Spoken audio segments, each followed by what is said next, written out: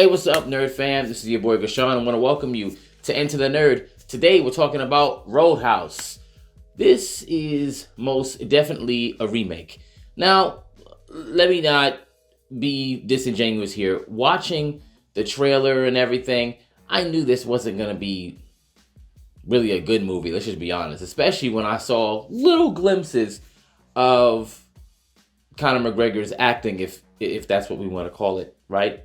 But I remember when I was hearing about the movie, I'm like, okay, I mean, did I really need a remake for this? No, but perhaps a remake could offer, if we're gonna do any remakes, and we have so many remakes, prequels, sequels, which are soft reboots, so many of those things are happening right now.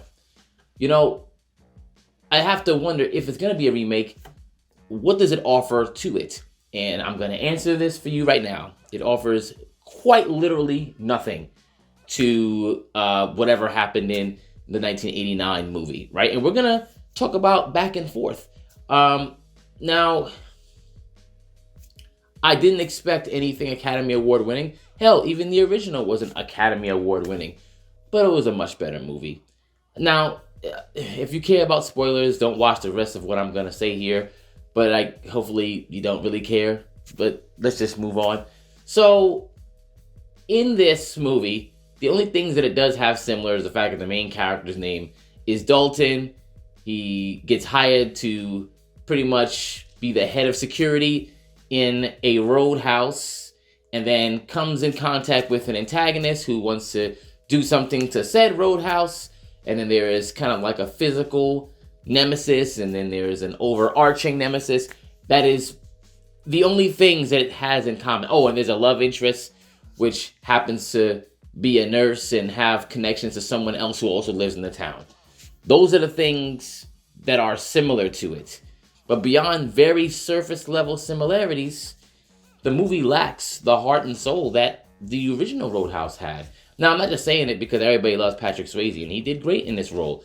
It's just little things that just don't really make much sense. So in the original, Dalton, played by Patrick Swayze, was already a cooler, or pretty much the head of security when it came to a club. He was an expert at that. So when he was hired for the other club, which is a guy named Frankie, who in this one is now a girl named Frankie, whatever, he's already known for this. I believe she approaches him when he is scamming people underground, fighting in like an underground bare knuckle fight club kind of thing. So no experience in handling a bar or patrons, but just beating the crap out of people. I guess that's what you need, right? So once again, even those parallels between the movie, not very good. One guy was actually doing it, the other person is just violent.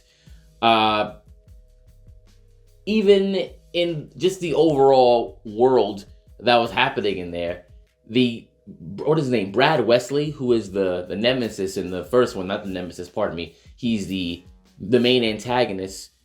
He didn't just want to tear down the Double Deuce, which is what it was called. It wasn't called the Roadhouse, even though in the new movie, the place is called literally Roadhouse. It's called the Double Deuce in 1989 movie.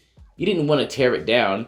He literally was accosting the entire town and making them pay him a tax for building up the town. And he had his goons pretty much harass everybody. It wasn't just the bar.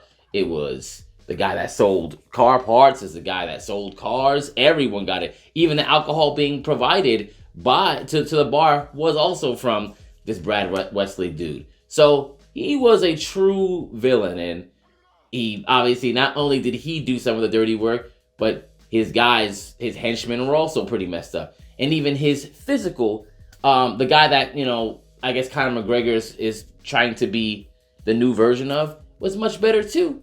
Because he wasn't just walking around saying crazy stuff.